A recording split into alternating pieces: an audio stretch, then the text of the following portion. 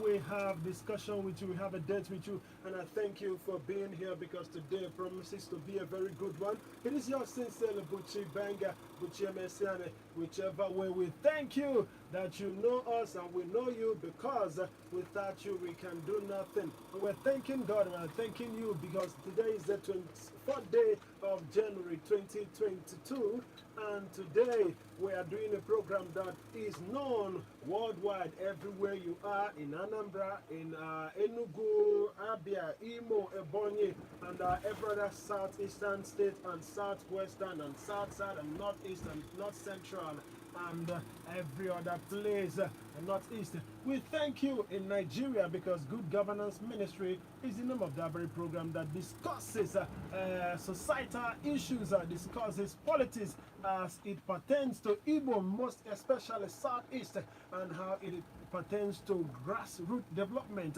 And I have in the studio the person that normally analyzes these very issues, trending issues as they come. We attack them for the goodness and coexistence of all of us, because our society deserves to be maintained and sustained and improved. Because his name is, you can call him Bishop of Good Governance Ministry, but he's officially Mr. Chinedu Asozo Peters. He is a political activist. Yes, he's a civil rights activist. He's a political analyst and human rights campaigner.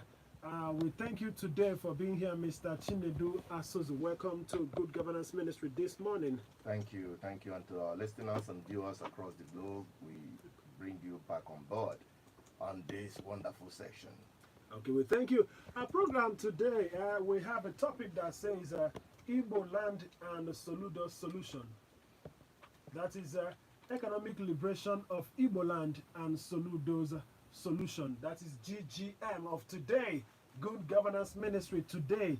Our theme, our message, and the topic of today, which I know Mr. Chinedu Asozo is going to do justice to that. Economic liberation of Igboland and Soludo solution. In case you want to know who is Soludo, Soludo is Professor Chukwuma Charles Soludo, one-time governor of Central Bank of Nigeria. I was a student of UNN, where he later taught and became a professor at a very young age. He's from Anambra, he's from Agwata, and he ran for governorship position of Anambra State, and he won on November 6, 2021. He will be sworn in to the saddle of taking control and managing the affairs of Nigeria, of Anambra State, as #1 citizen of Anambra State when his turn comes up in March 17. I think that's going to be happening because he has commissioned and inaugurated a transition committee, his own, that is going to be 80-man transition committee, which has someone like Professor Mrs.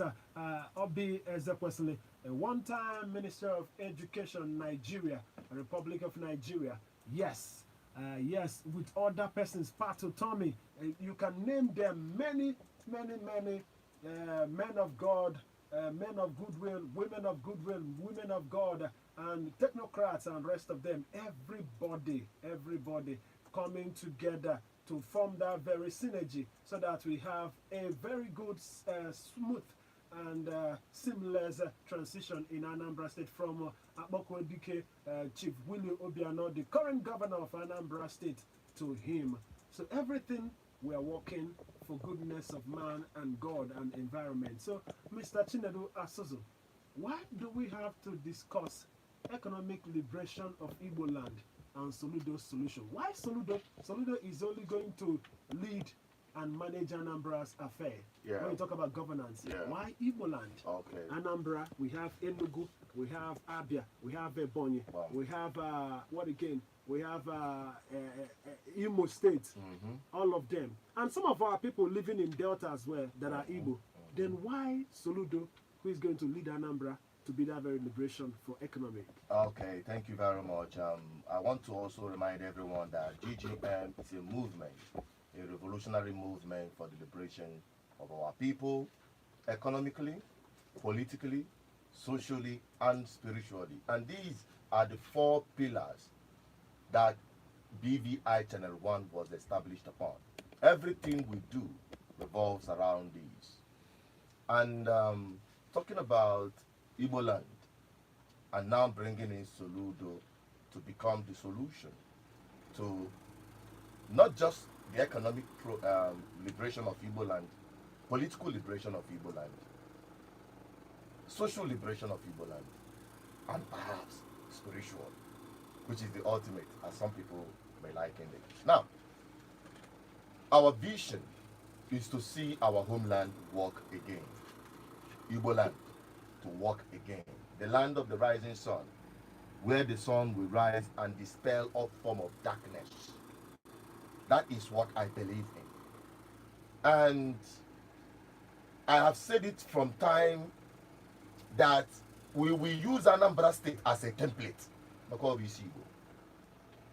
and make it a model that every other place from the southeast and to extend into south and other parts of Nigeria and Africa as a whole will learn from. Because I categorically make this statement all over and over again. Some people may not be okay with it, but I can tell you that this vision driving us is drawn from the fact that in Biafra, Africa died. And in Biafra, we believe that Africa shall rise again. And it starts from economic liberation. There is no way any people can progress without having an economic independence. It's unfortunate that Africa, I'm just digressing a little bit, but it is very important we understand the historical backup behind what we're doing. Most African countries got political independence without having economic independence. That is why Africa is blessed with enormous mineral and human resources. To say it, we are blessed, our soil, we are being blessed. But unfortunately, we take the cost of this blessing. And the people who are receiving the actual blessings are those who are harnessing, who are fine-tuning these resources we export, these raw materials we export. The manufacturing countries, the Europe, the Chinese, Asians, and the rest of them, they receive the blessings that God blessed us with, and we take the cost. I'm borrowing this from the statement made by Professor Mogalo. He's a model. I love him so much. When we see men and women, we identify them. That is the work we do, GGM. We are not sentimental and we are not partisan. So, because of that, we believe that if we come back home in Igboland and rebuild Igboland economically, perhaps it will spread across Igboland. I know my people. My people are good at following the right trend. But the problem they had so far is because they have lost confidence in the governance in Igboland, in the political leadership in Igboland. And I believe we must get it right. How can you make another blunder? Can you make a mistake? Our homeland is slip into the land of into the hands of those who never cared about our economic progress, who don't have what it takes to pilot our affairs and liberate our homeland economically. Now let me now go down to the real gist. As we are doing this sensitization, public awareness and education politically, we said it from the beginning, we itemized our social contract that any person that will become the next governor of Anambra State must adhere to a large extent. And in that our social contract, we had it itemized 6 sections: the economy and productivity, the social infrastructure, social security, social justice, public and private ethics, and Igbo agenda. Now, on the top of the list being the economy and productivity, because they determine whether the government will succeed or fail. Infrastructure. And so far, so good. from the body language of this man coming in, because I had them even muchi. During the time I spoke last year, we itemized the qualities and character of the person that our people should go out and vote for. And it played out well that they didn't make that mistake, that the sacrifice we made here was not in vain. And Soludo emerged as the governor of Anambra State to be come March 17. And we don't stop at that. We are looking at this man's body language. He has set up 80-man committee. He inaugurated them last weekend. And the statement he makes and what he is dropping shows that this man means business. In FHC, the economy of the Southeast, the economy of different states. Ana agwa odika ona odere. Ana eme odika ona onwere ife ana eje, odika mmadụ ije walo nkata je na-eku mmiri all these years. Oya me eju enwe dilapidated infrastructure in the Southeast. Ego governor sigi de ego adiro. Mana ego ana transact na ani Igbo. Hey, all the too much. Obgoro so kende keke na paper. Ego ego dey involved. If any see. Mana why is it not reflecting on the infrastructural development, on the delivery of service to the people? Because all the wakamadu na one China no see na government bakwa oko. Every time ana na ego nka, every time ana atutu nka, every time ana akwụkwọ nka, and at the end of the day, nothing to show for it. Because na ego adiro maka oke atapusiga ata the economy of different states na Igbo. Anom na Soludo make a statement that was credited to him. That's no good that in Ande Nyegwelugololungo revenue collection. I didn't go quicker before. Na Anambra State. And the same thing can make on other states na Igbo. But to begin with, now I have to do those leakages.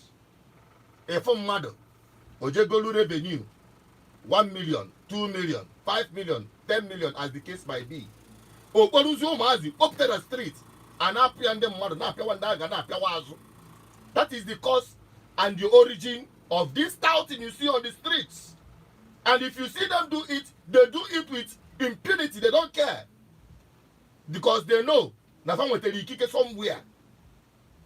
And that is the origin of this touting that has taken over the whole of Anambra State. Ndị mmadụ egwu a na-atụzi ndị mmadụ ebi afịa n'Ọnịcha ịbịago ndị be anyị nwa na ọhafịa ka ba na-azụ onye na-eche anya ka o yesi bịa Ọnịcha bịa afịa obi amapịa ọ jebe ebe ọzọ. What will it result to?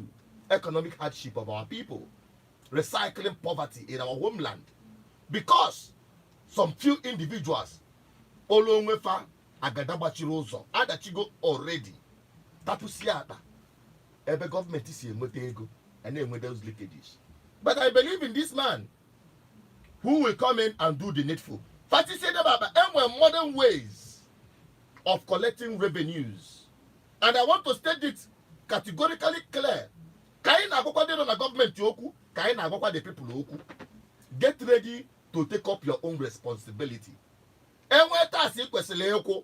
Onwe ebe kwesịrị ekwu nyelu government. Do not allow yourself to be pursued and bamboozled left, right, and center before you take or do your civic responsibility. No, nyeme nkiye.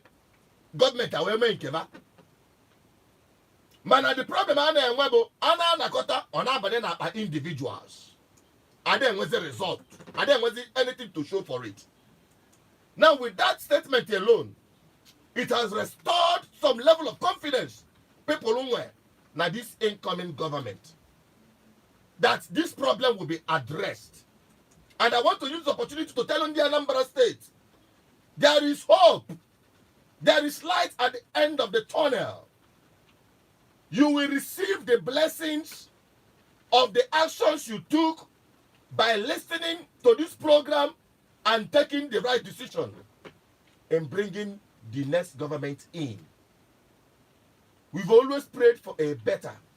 Even the outgoing governor is explained it very clear that the man coming in will do far more better than he has done. And we hope for it.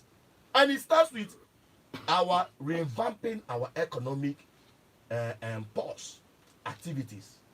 And it starts with leakages and the ending touting, because that will bring an end to touting. And where high-tech ways, get on a cyber age. You can sit in your home, in your house with your phone and pay all your taxes. Channel them once, and it will enter into government purse. In where a generator will give your receipt immediately.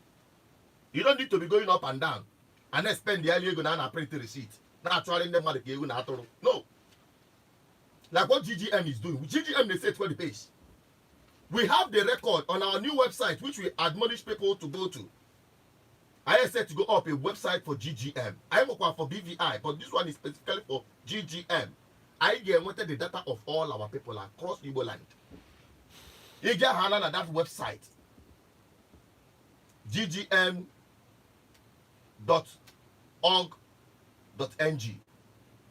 You get what here? Ma ipo akara ekwenti and I get send the link. You guys register. We have a data of everybody. So that any complaint from anywhere around Igboland, particularly Anambra State to start with, he send another message. Make sure the government address it. Osbo. And if when you don't need me to be coming around. No, if when be double an ambassador of good governance. Be don't abandon money. Here. Bido jebe na that website. Ikpo number nga okita anu first send dialogue the link. It all the very easy. Obu the register why your children will access to internet with their phone. Everybody's data will be gathered. Why would the state government do the same? MS knows will generate dialogue automatic ID card. Go see ni kwa the GGM neku. And the neku knows your GGM can abandon them. Can you good governance? Ihe ga-emebụ ịkpọ 0810 420 7522 0810 420 7522 ma ọ bụ ịkpọ 080 6098 2212 080 6098 2212 nọmba ka ọ ya bụ ịkpọ send dialogue anyị nọ na WhatsApp anyị na-agbasa ozi anyị na WhatsApp. If any night I met on BVI Channel 1 platform, in name with those 247. I never pen the banana, not just in the Bahama, across Africa and the entire world. Humanity is watching what we're doing. This is historical, we've been before. And this is a political revolution that will spread across the whole of the African continent and liberate in the Africa. But we are setting Anambra State as the soul, the center, the model for this liberation march. Yeah, talking about setting Anambra as the model and soul for this liberation march, which I believe is more of a mental liberation, not war. No. Liberation. And you know Godfatherism has a very big impact in politics. Sometimes good, sometimes bad. And the ones we've been having in Nigeria, no doubt, most of them have been badly used. And you know, Soludo may have good intention for Anambra State, but Godfathers may have their own interest. How do you think Soludo can surmount that? Because they say when two elephants are fighting, the grass bears the brunt. Because of what is happening in Imo State, and people are saying it is two heavyweights in politics they are fighting, but people are dying. It has moved to Anambra as well. Some parts of Anambra, places like Lilo and Osumowo and Ihiala, where some persons are saying that the crashes and the clashes in Imo State are affecting that very place.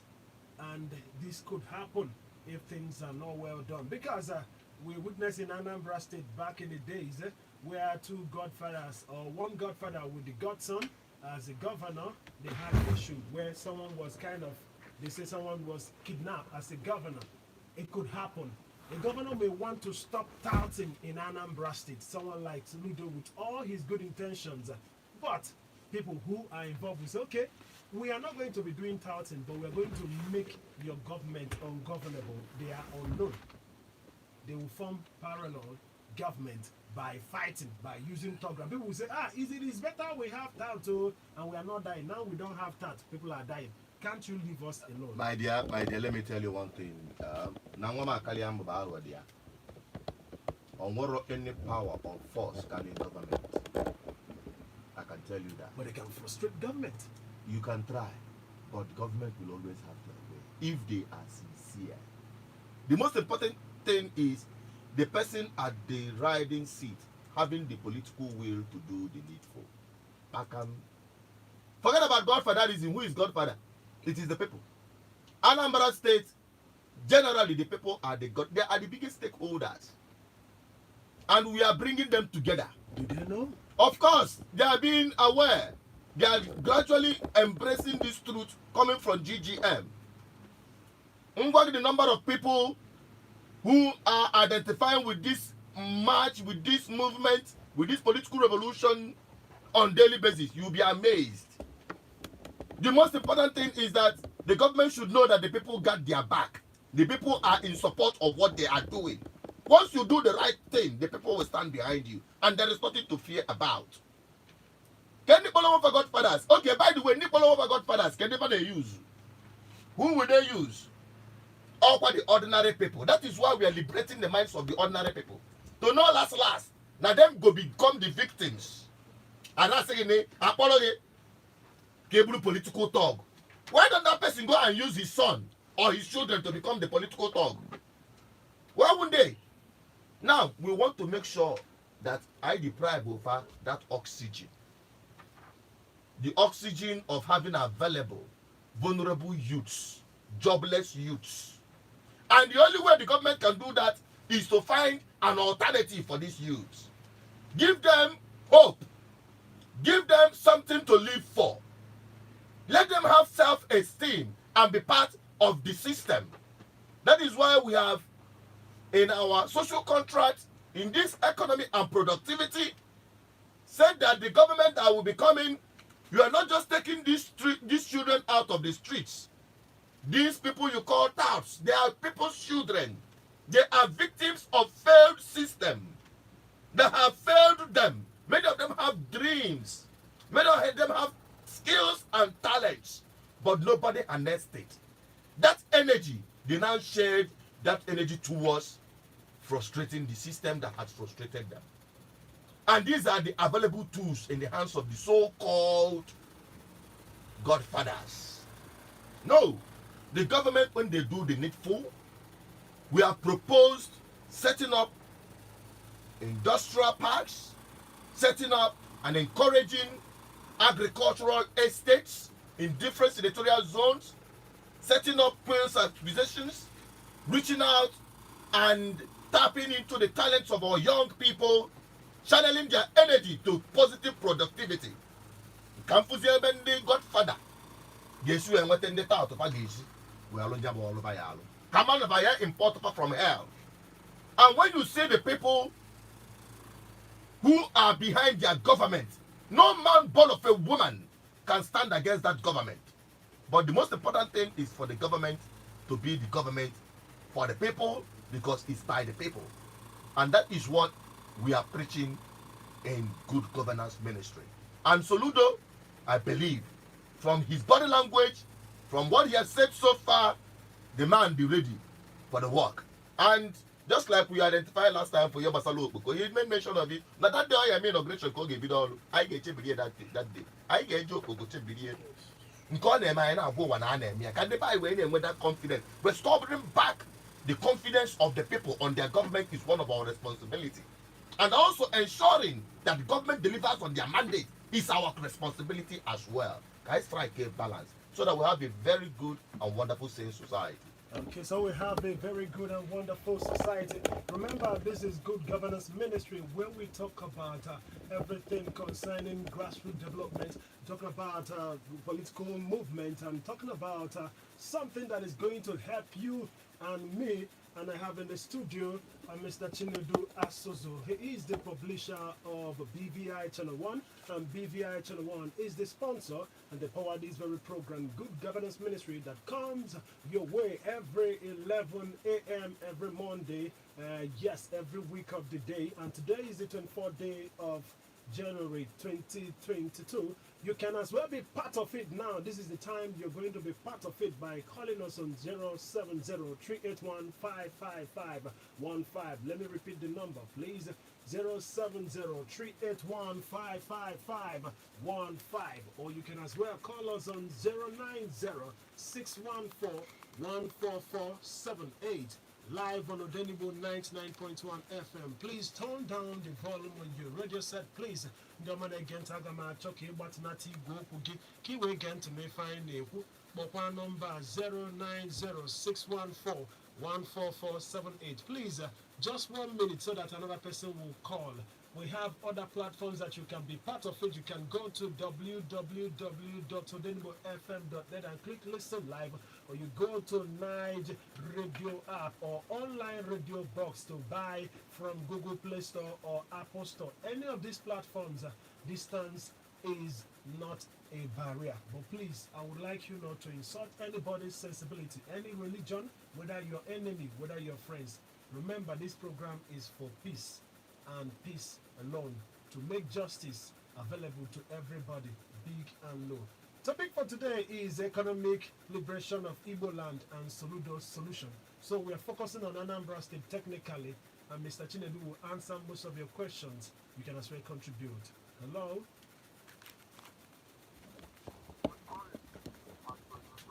Good morning, my brother. What's your name and where you're calling from?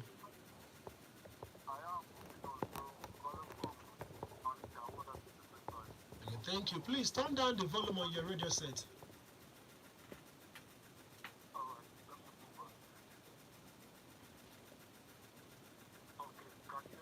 I can hear you very well. Go ahead. Thank you.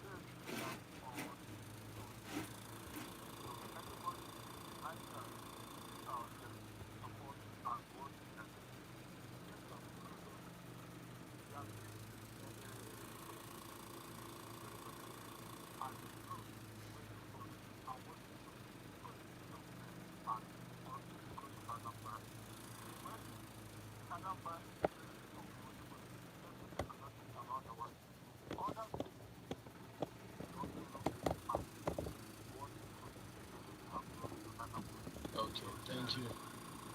Thank you, my brother. Thank you very much. Thank you. As we said, please, I would like you to do your own contribution. Do not listen to anybody. Say what you have in your mind. So far, it is radio worthy. Exactly. Because we are here for good governance only and nothing else. Hello? Hello? Hello, good morning. Yes, welcome. Please, I would like you to turn down the volume of your radio set, because what to be but when you get up and I got to come more pause. On a boat, open the one, open the battery book, you're name and photo, no name and photo, I man, Ogenaga. am an if in a man who kind of war for my. Ndị na-egekwu ege ama ndịkwu comfortable. Ama nnukwu ya. Efu na ọwara onye ọbala ụlọ. Maka ọ bụ na echezina ka anyị si gị gbatuo nya. Tupu ịkpọ. Hello, good morning. Yes, so your name and where you're calling from?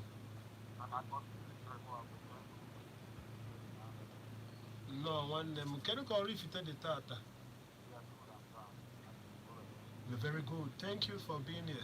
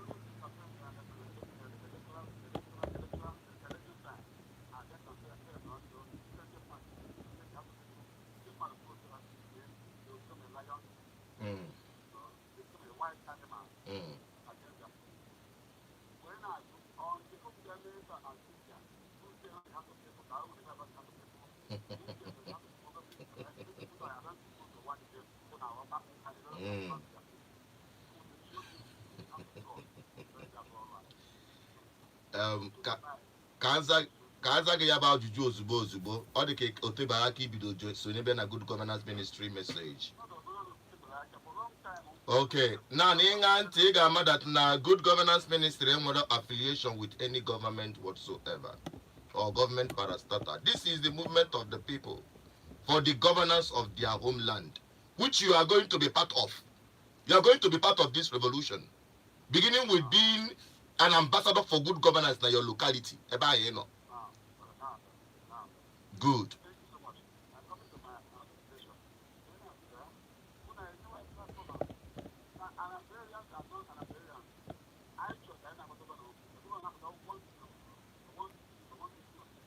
Not exactly.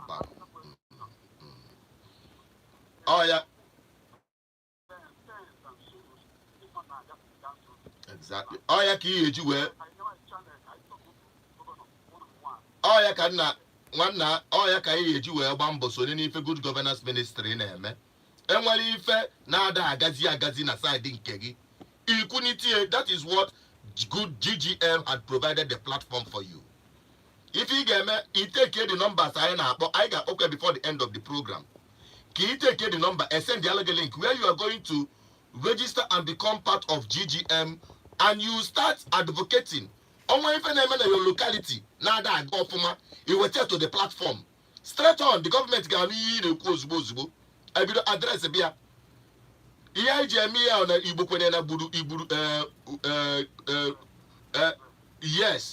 Igbo now the people were the power, and the GGM will provide the platform where the people will gather, even the Kokundi stakeholders or godfathers. We will relegate them to the background. The people will now was the stakeholders. The people now was the godfather to the government, so that you have and then use bozubo. The government and make sure they deliver on that mandate. That is our responsibility here, my brother. Thank you very much. Hello.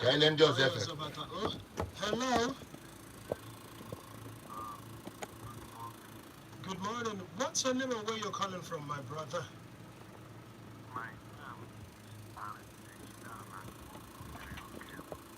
Welcome. No. Ndewo. Dalo nwanne. Gaa n'iru.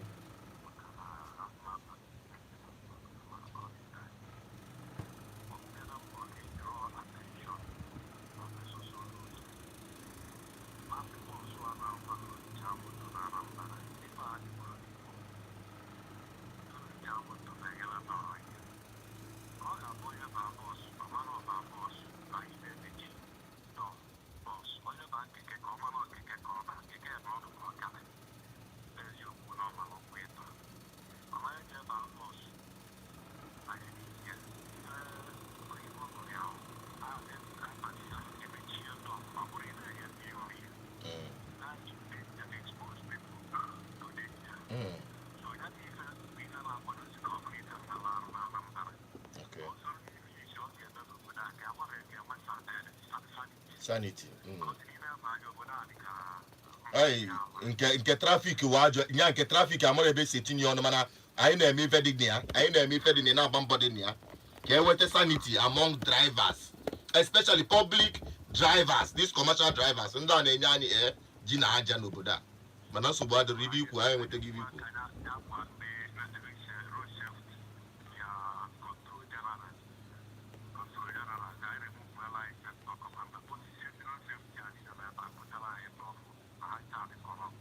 I think I check correct an impression. I am never now use one label against every road safety. Where generalization. Generalization of the corrupt.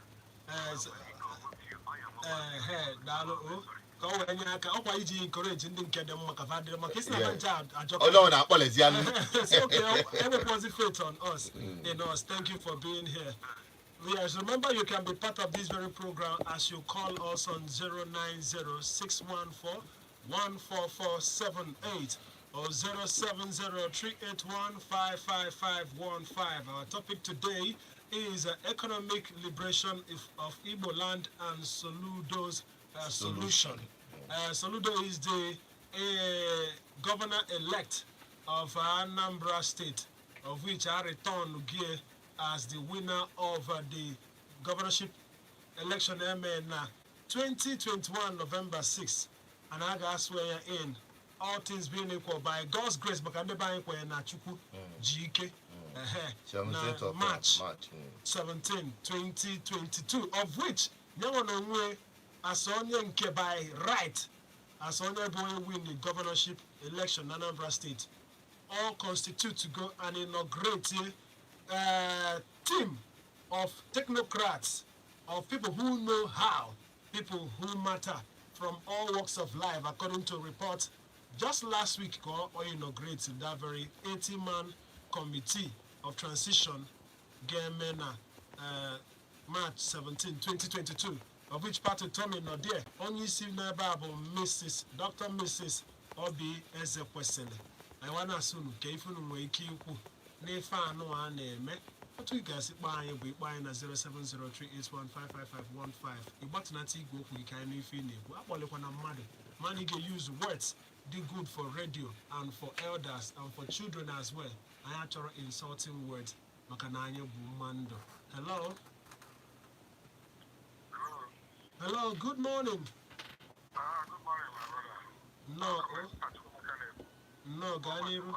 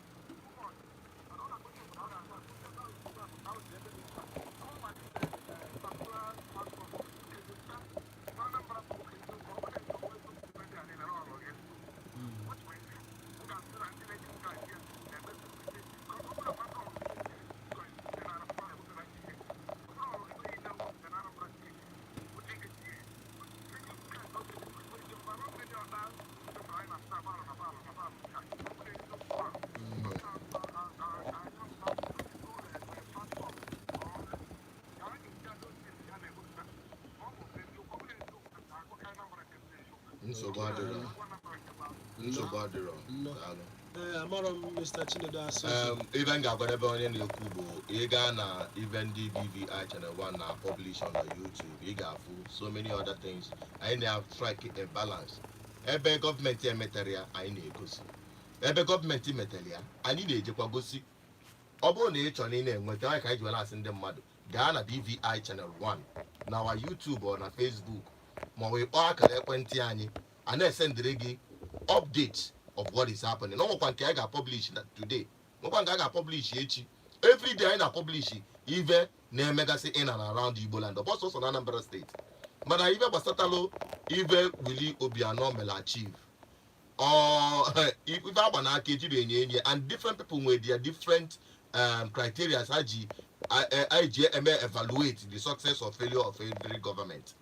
Ị ga-asị na Willie Obiano dachachara ebe niile and ị ga-asị na ọ nwetachara ya ebe niile kama dịka onye kpọsụ wee kwu ife ahụ okwu ka anyị na-eme already ị na-evaluate the success or the failures of the current administration and what the incoming government should consolidate upon and what they should improve upon. Go ihe anyị na-achọ progress onye amecha onye ọzọ bịa o mee kawanyekwa n'iru ọ ya bụ na anyị na-aga n'iru ma ọ bụrụ nke ọ agba abịazie ekpotọkọzie ebe niile nwere ebe na-aga aga ịghọtago so ijoin ebe BVI Channel 1 na-eme ije na YouTube search ya subscribe or click here on the bell for notification then ije na our Facebook like our page ị na-efolo ife anyị na-eme ị na-afụ updates niile onwekwalu ikwesịrị ịtụnye ndị na-akpọkwu na phone ife ejibele eme program tata bụ onwekwa atụmatụ inwe ife ọya wee mee obodo anyị wee na-aga n'ilu economically anyị na-ekwu okwu nwere onwe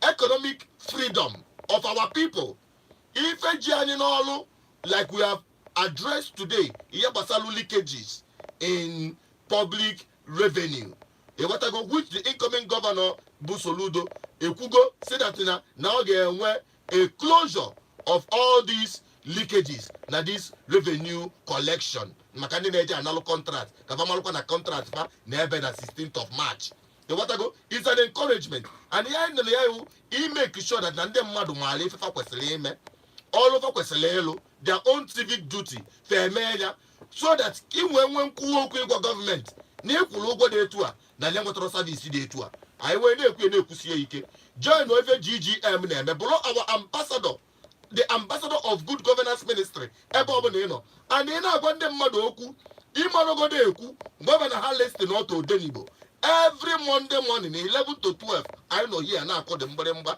ka ọ na-aba ndị be anyị ntị na the power belong to the people. Now the power belongs to the people.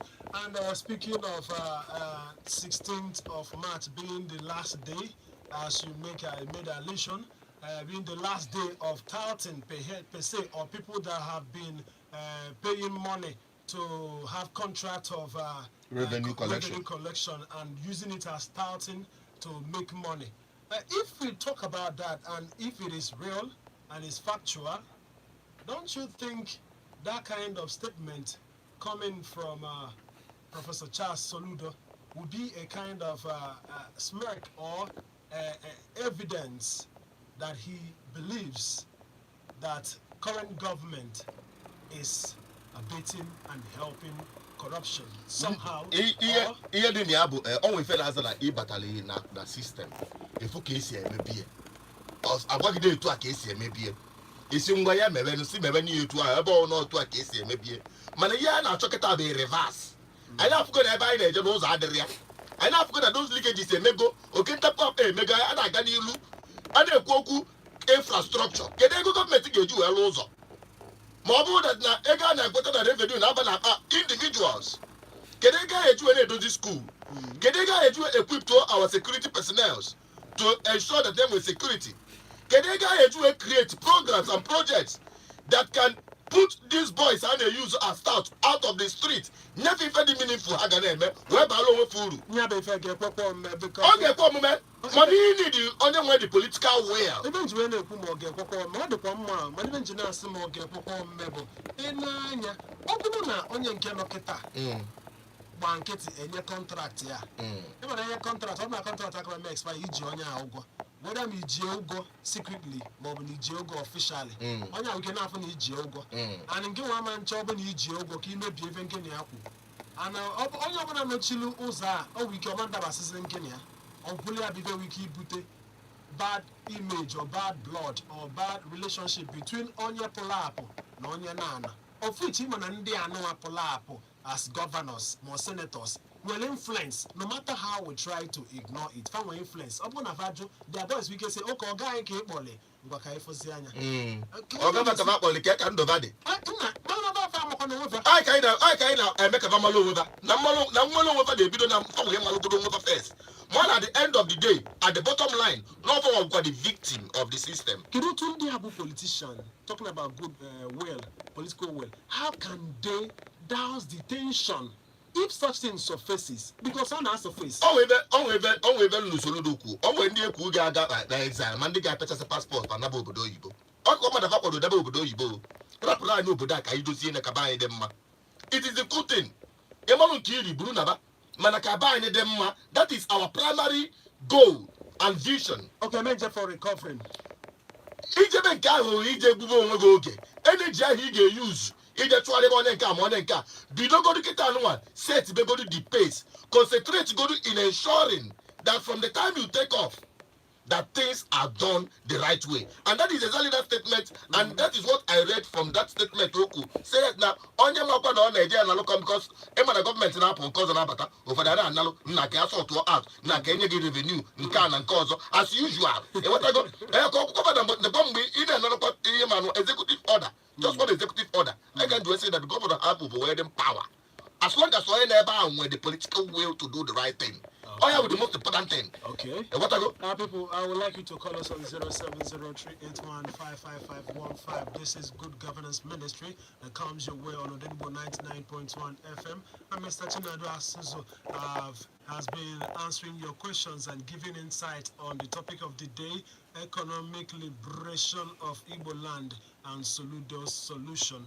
What is your own take? 090-614-14478. I would like you to do it in 1 minute or 30 seconds to help us turn down the volume on your radio set.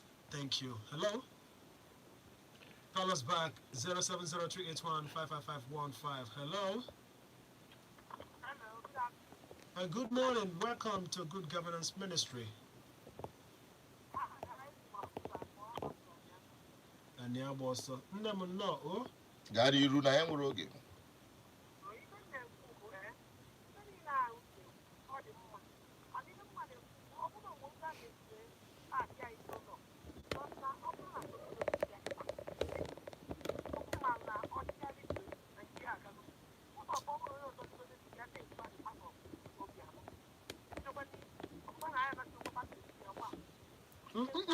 Can you feel they can pass into law? Man, I will law in here. Can you feel Kupunki and Senaga pass into law?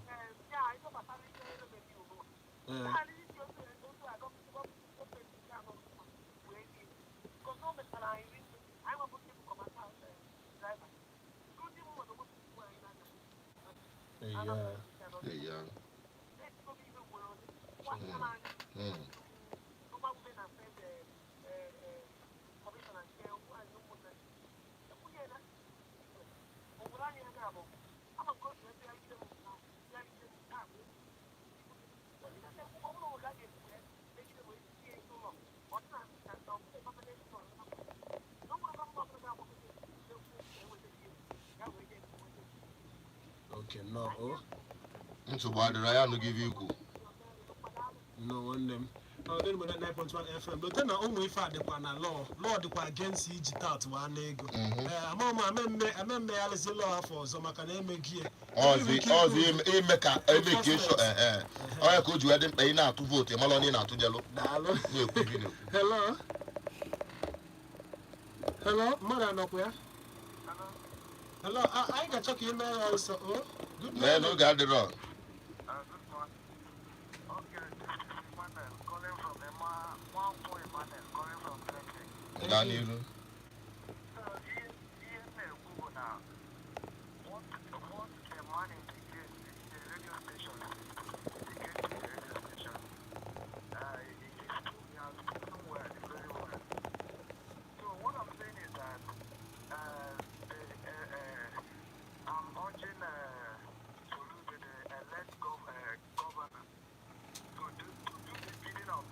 because people have been crying. Also, government is not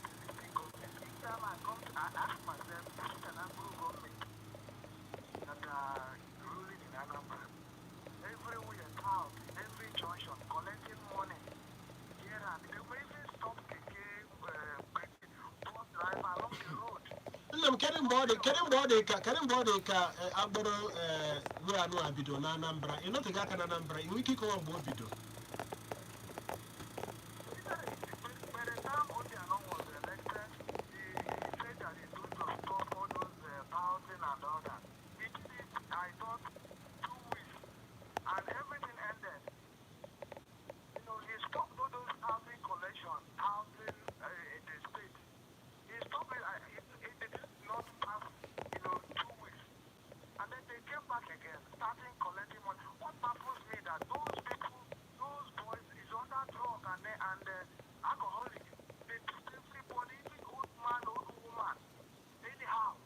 Thank you, my brother. Thank you. If you could go on the record, and even the good thing with an agent in this program, when I want to be in the mother, because ever I need whoop you to sweat. Whatever not to if I put up no open able governor lap on the towns, in the bank able Agbero government, no Baja for Cobo. If you go near all talk able Agbero government, but no open a lap on the Agbero family billy all. And they make sure that Mazia Babble, I need the rehabilitative. No more again, many are able follow our template. If a GGM they go on ground, definitely, yeah, I'll just put a rocket science. No problem, by even other reason. Resources are there enough, both human resource and human resource or capitals. Yes, fine. Our people tell you about the ego, but if I be even the people, rehabilitate in there. Open air rehabilitate sending no buying. Can we rehabilitate? Macanando or no, but also got but I send a one. But even in the Abuno, all twists where the baby can just get you ever. Open the but no budo. If we are declared, if 1 minute in 1 minute to put on the main road, or possible. So even the cook, on the money that now about business, no budo de tour. Farmer Madame will look up a number of states. That is the point. That's the point. Honor but Obun but or join no queue. For even those who be name, offer the hey, Nandio to any name, Belaburu on nature, Abulugo Mado, see Soba Bubeadic, Lagos, and other places. Nakona Tokoboda, Coso Nepa, in Kokarona, I said Robo Scrabble Cornalo, not a Quaber on a Coptani, and they go and make it too much, not because Coso Nepuniba name. That is what we want. Okay. Where our energy, the energy of our young people will be directed to positive use. And then where what it takes. But what we lack had the political will to do the right thing. Okay, the political will, because our time is far spent, I would like you to give people any number in case they want to, because I know some persons have been trying to call, the phone lines is buzzing to join. Now, on a phone, you can continue with this conversation on BVI Channel 1 platform, on our Facebook, search here BVI Channel 1 on Facebook, my channel YouTube. You can then want our update and our drop every day. You can now pay finding them. If you get member, it's actually these 2 platforms on Facebook and also on the YouTube. You subscribe or like, you follow. Then take this number. Upon if I member and a massive nature labor part of GGM and this revolutionary movement for 0810 420 7522 0810 420-7522 mobile or 080-6098-2212 080-6098-2212 mobile sonye mwa na my private Facebook platform Asuzu Chinedu Peters onya ka na anu onu Asuzu Chinedu Peters. You don't need to send me friend request. You need email, follow my page, or you just continue sending me message. I will respond. Maybe all these numbers, they will give you my direct line if you desire to speak with me directly. Thank you so much, and may God bless you as we move together to make our homeland a better place. See you next week, Monday 11. Yes, welcome, Bandy. I don't go Gwande level. GGM, that is Good Governance Ministry now. But every Monday, once it is 11 a.m. to 12 noon, we do it 1 full hour. Yours sincerely, Buchi Banga. Buchemesan is thanking you for today's edition of Good Governance Ministry and you for joining us and for trusting that Odenwo 99.1 FM will take you to different places as far as discussion is concerned, as far as Advert, as far as everything goodness, as well as radio and humanity, as well as Igboland, as well as Anambra. And we wish Governor Willie Obiano a good transition to the next level, and Governor-elect Charles Soludo, Professor of Economics, good transition as well into taking charge of Anambra and leading. And we're telling everybody in Anambra State to remember that this place is our own. We won't destroy it, but we should make it better and sustain it. Thank you for listening. Same time, same station on Monday, 11 a.m. Good Governance Ministry makes a return. Mr. Chinedasu, thank you. God bless you. Thank you, everybody.